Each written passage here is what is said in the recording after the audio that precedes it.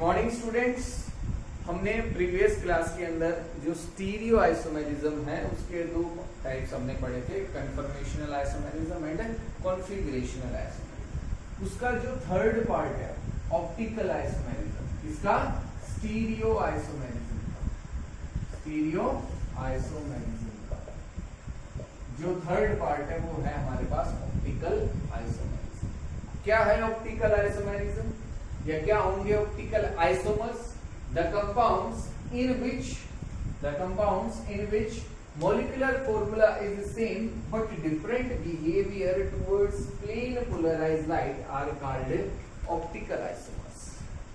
और इस फिनोमिनन को हम क्या कहेंगे? Optical isomerism. क्या होंगे ऑप्टिकल आइसोमेरिज्म? क्योंकि जिनका मॉलिक्यूलर फॉर्मूला तो सेम रहेगा, वो कंपाउंड जिनका मॉलिक्यूलर फॉर्मूला सेम है but they have different behavior या they show different behavior towards plane polarized light, इसका मतलब क्या है कि वो लाइट जो एक वन प्लेन के अलोंग मूव करती है, move along only one plane, जो एक प्लेन के अलोंग ही मूव करती है, सभी प्लेन्स के अलोंग मूव नहीं करती है, वो क्या होती है? Plane polarised light. तो जो प्लेन पोलराइज्ड लाइट है उसकी तरफ जो बिहेवियर रहेगा, ठीक है, कंपाउंड्स का वो अलग रहेगा। उनका मॉलिक्यूलर फॉर्मूला तो सेम रहेगा but they show different behaviour towards plane polarised light. अब जो ऑर्गेनिक कंपाउंड्स है हमारे पास वो दो टाइप के हो सकते हैं, that is optically active and optically inactive compounds.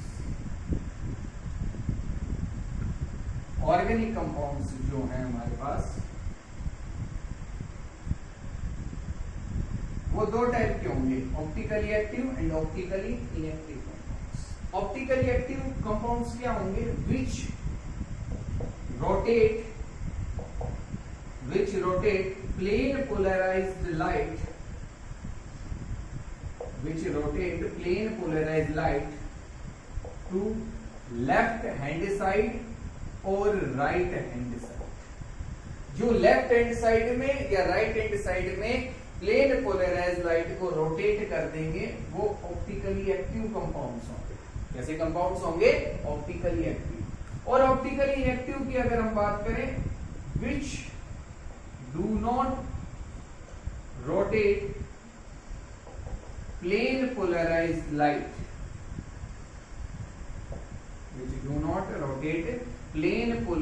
light to left hand side or right hand side। जो मतलब प्लेन पोलराइज्ड लाइट को कहीं भी रोटेट नहीं करेंगे, वो क्या होंगे? ऑप्टिकली इनएक्टिव होंगे। ठीक है, वो क्या होंगे? Optically inactive. Optically active compounds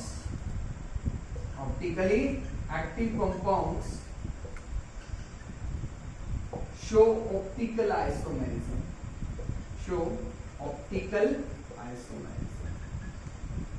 जो ऑप्टिकली एक्टिव कंपाउंड्स हैं केवल वो ही ऑप्टिकल आइसोमेरिज्म शो करेंगे। ऑप्टिकली इनएक्टिव कंपाउंड्स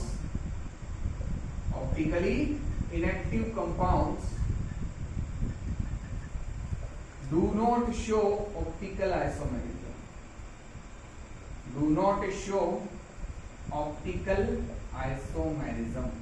वो ऑप्टिकल आइसोमेरिज्म शो नहीं करेंगे। ठीक है, तो हम ऑप्टिकली एक्टिव कंपाउंड्स के बारे में पढ़ेंगे। क्या होते हैं ऑप्टिकली एक्टिव कंपाउंड्स? हमें कैसे पता चलेगा कि कोई कंपाउंड ऑप्टिकली एक्टिव है या ऑप्टिकली इनएक्टिव है? ठीक है, उसके बारे में हम डिस्कस करेंगे। और ऑप्टिकली एक्टिव कंपाउंड से ऑप्टिकल आइसोमेरिज्म शो। तो अब हम स्टार्ट करते हैं कि ऑप्टिकली एक्टिव कंपाउंड्स होते क्या हैं, क्या क्या कंडीशंस होती हैं कि वो कंपाउंड ऑप्टिकली एक्टिव होने के लिए क्या क्या कंडीशंस होनी चाहिए किसी कंपाउंड के अंदर, वो पढ़ते हैं।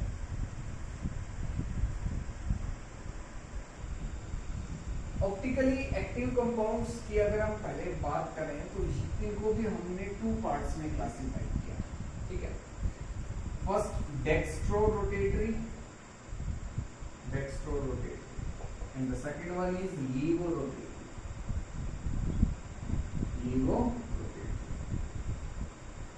क्या है हमारे पास, dextrorotatory and लीवोरोटेटरी.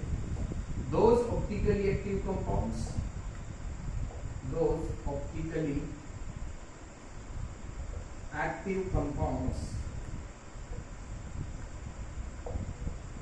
which rotates plane polarized light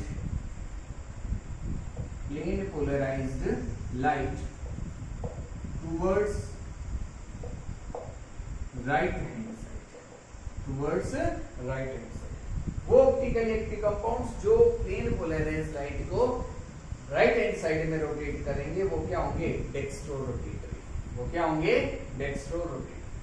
and those optically active compounds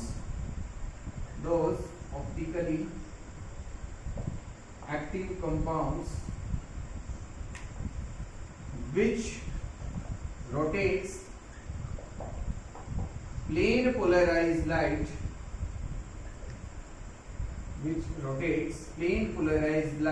towards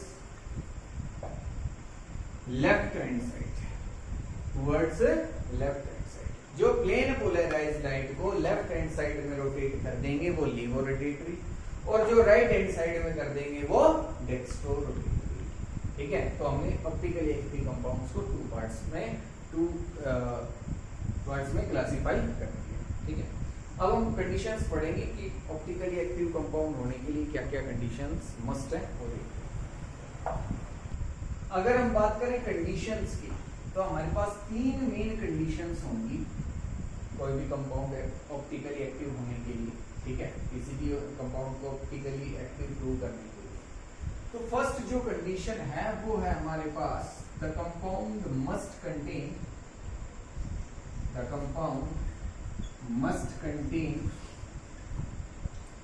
an optically the compound must contain a chiral carbon atom. कि जो कंपाउंड है वो उसके अंदर एक कायरल कार्बन एटम होना जरूरी है. अब ये होता क्या है chiral carbon atom? The carbon atom which is attached to four different groups.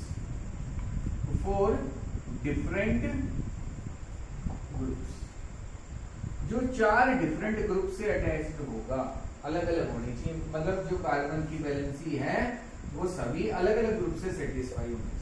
For example मैंने लगाया OH, Cl, H, CH2. तो ये जो कार्बन है जिस पे मैंने स्टार लगा दिया, it is chiral carbon atom. ये कायरल कार्बन एटम. ठीक है, क्यों? क्योंकि इसकी जो वैलेंसी है, चारों वैलेंसी अलग अलग ग्रुप से सेटिस्फाई. एक जगह Cl लगा हुआ है, एक जगह H है, एक जगह CH3 और एक जगह OH. तो चारों जो बॉन्ड है वो अलग अलग ग्रुप से इसने फॉर्म कर रखे हैं. तो ये क्या हो गया कायरल कार्बन एटम. ये नहीं है, क्यों?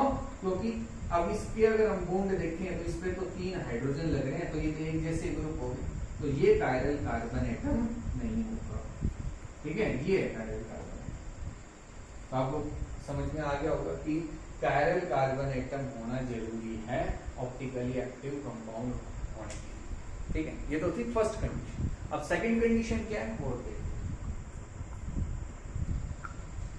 नेक्स्ट जो कंडीशन है हमारे पास वो है इट मस्ट बी एसिमेट्रिकल.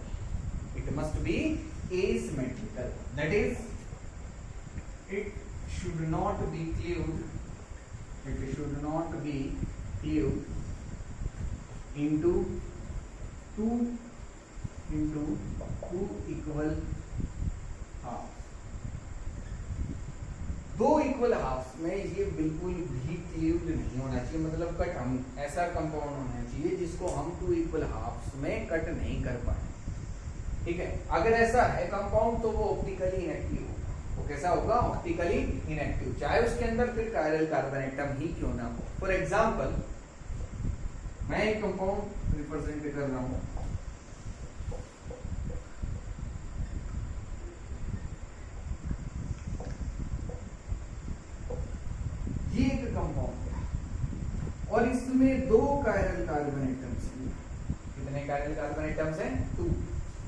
ये हो गया, इसके 4 बॉन्ड देखो, एक जगह हाइड्रोजन है, एक जगह OH है, एक जगह CH3 और फिर एक ये पूरा ग्रुप लगा हुआ।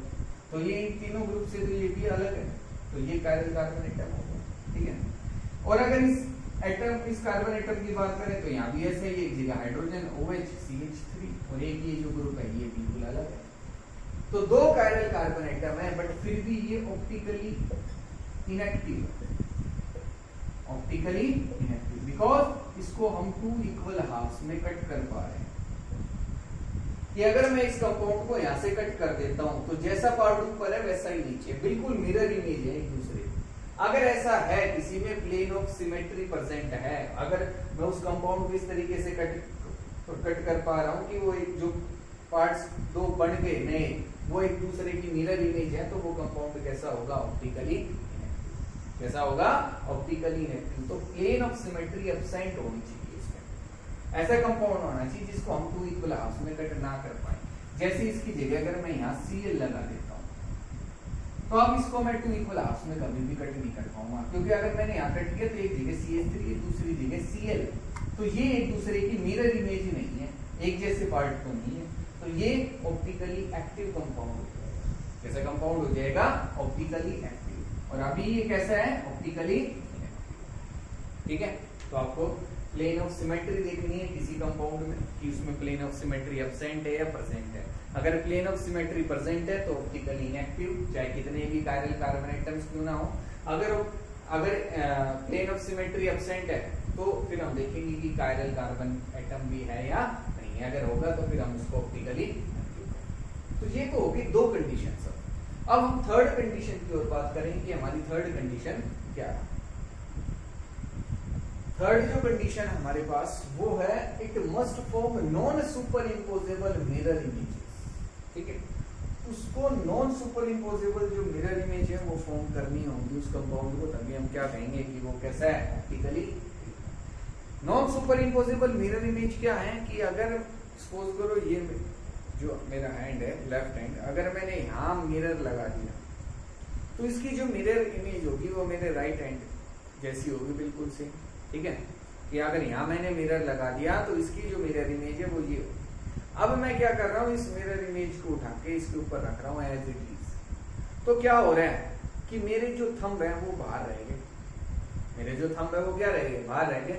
तो ये non superimposable mirror image, ऐसी मिरर इमेज है non superimposable mirror image की एक दूसरे को जो इमेज है वो पूरी तरह कवर नहीं कर।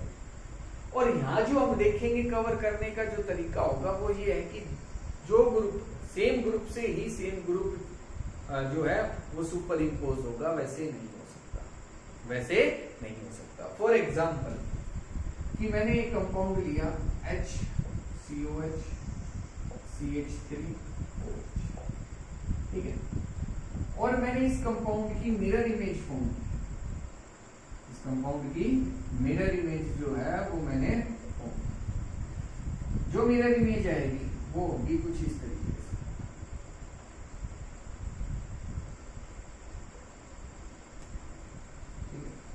इसकी जो मिरर इमेज है वो ये होगी, इधर COH है तो इधर भी COH आएगा, इधर OH है तो उधर OH आएगा, CH3 CH3 H। अब आपको क्या करना है कि इस मिरर इमेज को उठा के इसके ऊपर रखें। इस मिरर इमेज को उठा के हम जब इस पे रखेंगे तो OH के नीचे क्या आएगा? COH, एंड COH के नीचे क्या आएगा? OH। तो ये नॉन सुपर इम्पोजेबल। कैसी मिरर इमेज है? नॉन सुपर इम्पोजेबल, कि COH के ऊपर COH ही आना चाहिए था, OH के ऊपर OH ही आना चाहिए था, तब हम उसको सुपर इम्पोजेबल बोलते हैं। क्या बोलते हैं? Super imposable. ये सुपर इम्पोजेबल नहीं है। अब ये जो मिरर इमेज है जो एक दूसरे की non superimposable mirror image है, these are non super imposable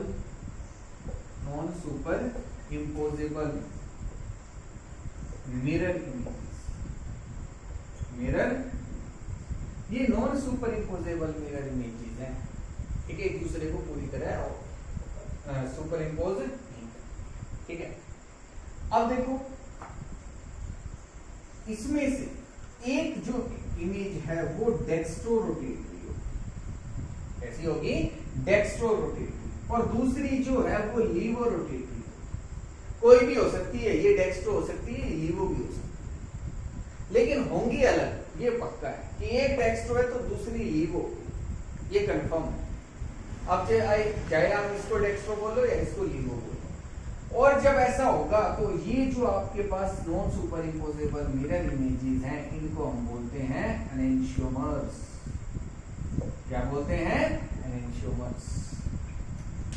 तो एनेंशियोमर्स जो हैं आइसोमर्स होंगे एक दूसरे के, एक डेक्स्ट्रो होगा, दूसरा कैसा होगा, और ये एक दूसरे की non superimposable mirror images. क्या होंगे? एक दूसरे की non superimposable mirror images.